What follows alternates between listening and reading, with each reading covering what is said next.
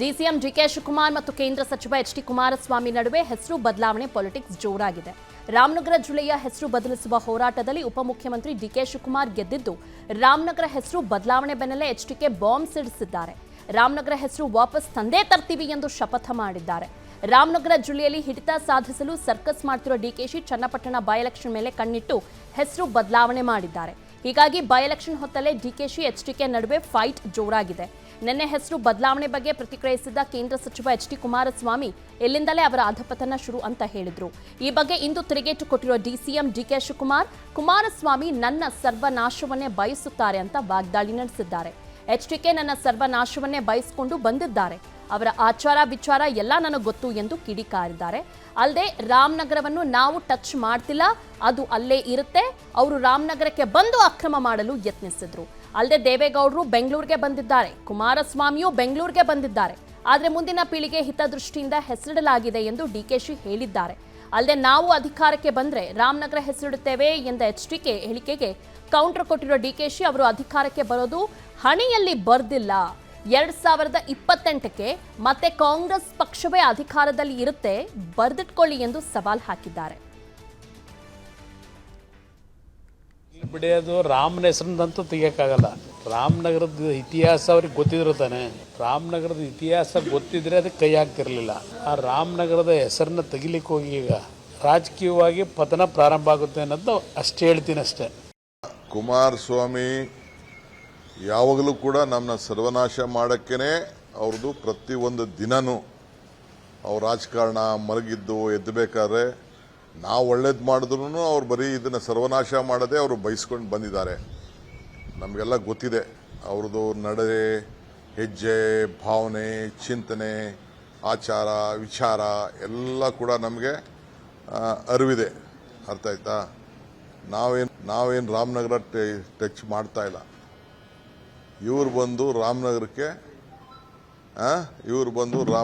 ಅಕ್ರಮ ಮಾಡಲಿಕ್ಕೆ ಪ್ರಯತ್ನವನ್ನು ಮಾಡಿದ್ದಾರೆ. ರಾಜಕೀಯವಾಗಿ ಅದಕ್ಕೆ ಅವಕಾಶ ಇದೆ. ಇದು ನಮ್ಮ ಜಿಲ್ಲೆ.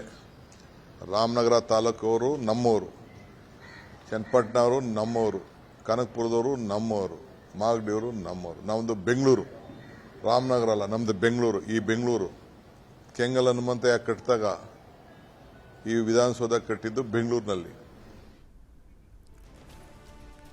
ಇನ್ನು ರಾಮನಗರ ಹೆಸರು ಬದಲಾಯಿಸಿದ್ರೆ ಸರ್ವನಾಶ ಆಗ್ತಾರೆ ಎಂಬ ಕೇಂದ್ರ ಸಚಿವ ಎಚ್ ಡಿ ಕುಮಾರಸ್ವಾಮಿ ಹೇಳಿಕೆಗೆ ಸಚಿವ ಕೆ ವೆಂಕಟೇಶ್ ತಿರುಗೇಟು ನೀಡಿದ್ದಾರೆ.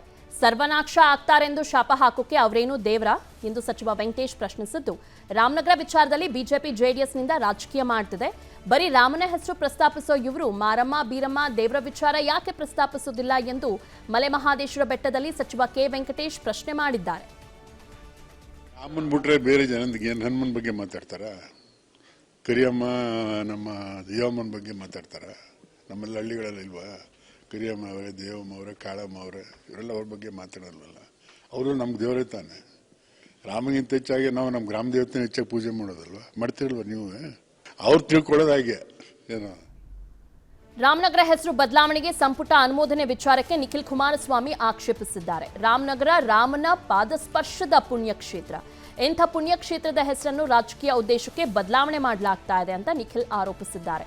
ರಾಮನಗರ ಜಿಲ್ಲೆಯ ಇತಿಹಾಸ ಅಳಿಸುವ ಕೆಲಸ ಆಗುತ್ತಿದ್ದು, ನಾಳೆ ಕುಮಾರಣ್ಣ ಹಾಗೂ ಬಿಜೆಪಿ ನಾಯಕರ ಸಭೆಯಲ್ಲಿ ಮುಂದಿನ ಹೋರಾಟದ ಬಗ್ಗೆ ನಾವು ನಿರ್ಧಾರ ಮಾಡ್ತೀವಿ ಎಂದು ನಿಖಿಲ್ ತಿಳಿಸಿದ್ದಾರೆ.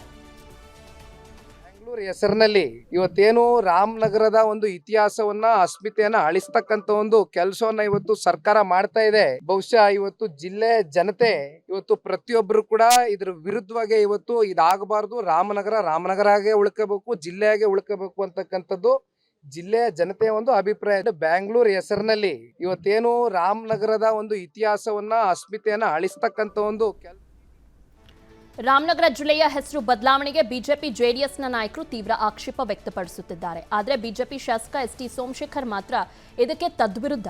ರಾಮನಗರಕ್ಕೆ ಬೆಂಗಳೂರು ದಕ್ಷಿಣ ಅಂತ ಹೆಸರಿಟ್ರೆ ತಪ್ಪೇನು ಅಂತ ಪ್ರಶ್ನಿಸಿರುವ S T Somashekar DCM DK Shivakumar ನಿರ್ಧಾರಕ್ಕೆ ಮೆಚ್ಚುಗೆ ಸೂಚಿಸಿದ್ದಾರೆ. ಅಧಿಕಾರಕ್ಕೆ ಬಂದರೆ ಹೆಸರು ಬದಲಾವಣೆ ಮಾಡ್ತೇವೆ ಎಂಬ ಎಚ್ಡಿಕೆ ಹೇಳಿಕೆಗೂ ಕೌಂಟರ್ ಕೊಟ್ಟಿರುವ ಎಸ್ ಟಿ ಸೋಮಶೇಖರ್ 2029ಕ್ಕೆ ಅಧಿಕಾರಕ್ಕೆ ಬಂದಾಗ ತಾನೇ ಆವಾಗ ನೋಡೋಣ, ಕನಸು ಕಾಣ್ತಾ ಇದ್ದಾರೆ, ಬಂದಾಗ ನೋಡೋಣ ಬಿಡಿ ಅಂತ ಅವರು ವ್ಯಂಗ್ಯವಾಡಿದ್ದಾರೆ. ಅದಕ್ಕೆ ಬೆಂಗಳೂರು ಸೌತ್ ಅಂದ್ರೆ ಪಕ್ಕದ ತಾಲೂಕಿಗೆ ಹೋಗಿ ಡೆವಲಪ್ಮೆಂಟ್ ಆದ್ರೆ ಯಾಕೆ ಹಿಂಗೆ ಹೇಳ್ತಾರೆ? ರಾಮನಗರ ಜಿಲ್ಲೆ ಅಂತಿದ್ರೆ ರಾಮನಗರ ಹೆಸರು ಅಲ್ಲೇ ಇರ್ತದೆ, ರಾಮನು ಅಲ್ಲೇ ಇರ್ತಾನೆ, ಜಿಲ್ಲೆನೂ ಅಲ್ಲೇ ಇರ್ತದೆ. ಬೆಂಗಳೂರು ಸೌತ್ ಅಂತ ಮಾಡಿದ್ದಾರೆ.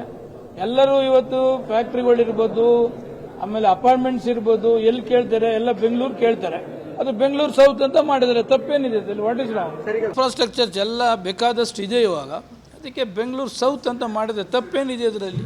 28ಕ್ಕೆ ಬಂದಾಗ ತಾನೇ ಈಗ ಇರ್ತಕ್ಕಂಥದ್ದು 28 ಗಂಟೆ ಆಡಳಿತ ಕಾಂಗ್ರೆಸ್ ಪಕ್ಷದಿದೆ. 28ಕ್ಕೆ ಅವ್ರು ಬರಲಿ, ಕನಸು ಕಾಣ್ತಾ ಇರ್ತಾರೆ. 28ಕ್ಕೆ ಬಂದಾದ್ಮೇಲೆ ಮಾಡಲಿ, ಅವ್ರ ದರ್ಬಾರ್ ಬಂದಾಗ ನೋಡೋಣ, ತಗೊಳ್ಳಿ ಏನನ್ಸ. ಅನುಕ್ಷಣದ ಸುದ್ದಿಗಳಿಗಾಗಿ ವಿಸ್ತಾರ ನ್ಯೂಸ್ ಯೂಟ್ಯೂಬ್ ಚಾನೆಲ್ ಸಬ್ಸ್ಕ್ರೈಬ್ ಮಾಡಿ. ಹೊಸ ಸುದ್ದಿಗಳ ನೋಟಿಫಿಕೇಶನ್ಗಾಗಿ ಬೆಲ್ ಐಕಾನ್ ಕ್ಲಿಕ್ ಮಾಡಿ. ಲೇಟೆಸ್ಟ್ ಅಪ್ಡೇಟ್ಸ್ಗಾಗಿ www.vistaranews.com ವೆಬ್ಸೈಟ್ಗೆ ವಿಸಿಟ್ ಮಾಡಿ. ಅಂಗೈಯಲ್ಲೇ ಜಗತ್ತಿನ ಸುದ್ದಿ ತಿಳಿಯಲು ವಿಸ್ತಾರ ನ್ಯೂಸ್ ಕನ್ನಡ ಆಪ್ ಡೌನ್ಲೋಡ್ ಮಾಡಿ.